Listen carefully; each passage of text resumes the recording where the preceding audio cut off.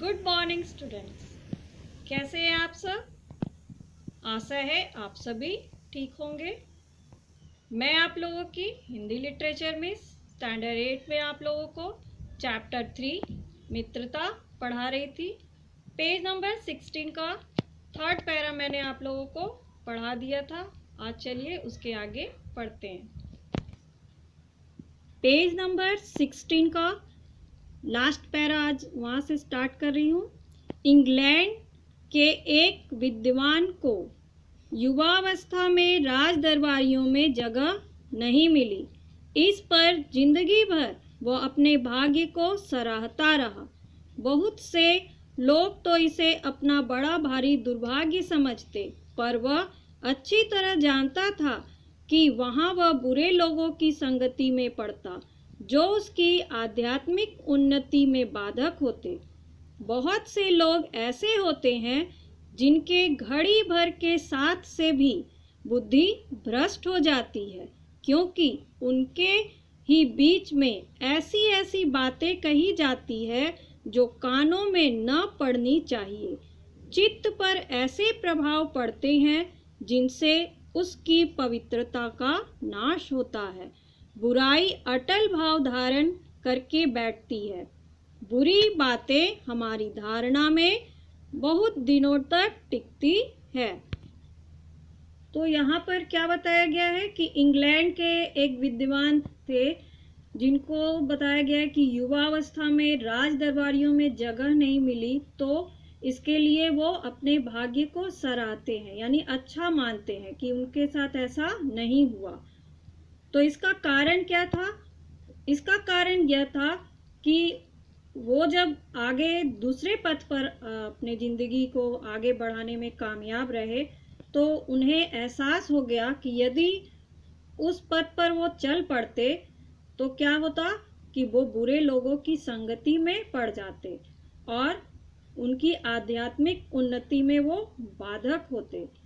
तो इसलिए वो अच्छा मानते हैं कि उनके साथ ऐसा नहीं हुआ। मतलब कहने का ये हुआ कि कभी कभी हमारी ज़िंदगी में ऐसे जो है बातें हो जाती है कि हम करना तो कुछ चाहते हैं और हो कुछ जाता है, लेकिन अगर कुछ अच्छा होता है तो हमें अफसोस नहीं होता कि जो हम चाहते थे वो हमारे साथ नहीं हुआ। तो वही चीज़ यहाँ पर उस विद्वान के बारे में भी बताया गया है। उसके साथ ही यहाँ पर क्या बताया गया है कि बुराई जो है वो अटल भाव धारण करके बैठती है। बुरी बातें हमारी धारणा में बहुत दिनों तक टिकती है। इस बात को प्रायः सभी लोग जानते हैं कि भद्दे व फूहड़ गीत जितनी जल्दी ध्यान पर चढ़ते हैं उतनी जल्दी कोई गंभीर या अच्छी बात नहीं। एक बार एक मित्र ने मुझसे कहा कि उसने लड़कपन में कहीं से बुरी कहावत सुनी थी। लड़कपन यानी जब वो छोटा था, लड़का था, ठीक है, जिसका ध्यान वह लाख चेष्टा करता है कि न आए, पर बार बार याद आता है। जिन भावनाओं को हम दूर रखना चाहते हैं, जिन बातों को हम याद करना नहीं चाहते, वे बार बार हृदय में उठती है और भेदती है।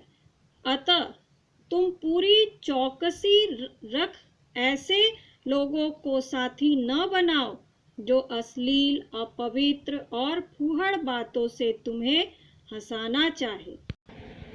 तो यहाँ पर क्या बताया गया है कि जो बुरी बातें होती है या फिर जो भद्दे व फूहड़ गीत होते हैं वो हमारी धारणा में या हमारे चित्त में जितनी जल्दी बैठ जाती है उतना शायद कोई गंभीर बात नहीं बैठता।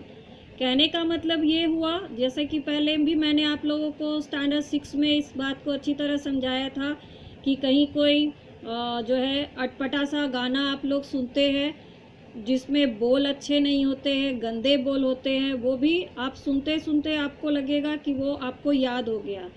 और कहीं पे अच्छी बातें हो रही है, प्रवचन हो रहा है, कुछ भक्ति संगीत चल रहा है, तो वो सब आप लोगों को सुनने में इंटरेस्ट नहीं होता, ना ही वो सब आपको याद होता है।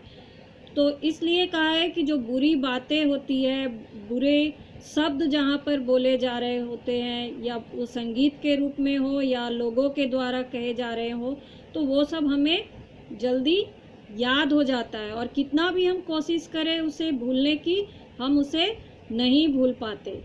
तो इसलिए यहाँ पर लेखक क्या कह रहे हैं कि हमें इन सब चीज़ों में पूरी जागरूकता अपनानी चाहिए। हमें सही गलत का ध्यान रखते हुए इस तरह की लोगों का साथ नहीं देना चाहिए, या इस तरह के लोगों के साथ नहीं रहना चाहिए जो अश्लील और अपवित्र फूहड़ बातें से करके हमें हंसाना चाहते हैं, जिनका कोई मतलब नहीं होता। ठीक है, तो यहाँ तक समझ में आ गया आप लोगों को। इसके बाद थोड़ा सा है जो नेक्स्ट डे आप लोगों को पढ़ाऊँगी। तो आज के लिए होमवर्क यही है, आप लोग फिर से इसे अच्छी तरह से रीड कर लीजिएगा, और जहाँ पर भी मैंने अंडरलाइन किया है उसको अंडरलाइन आपको कर लेना है। ठीक है, थैंक यू।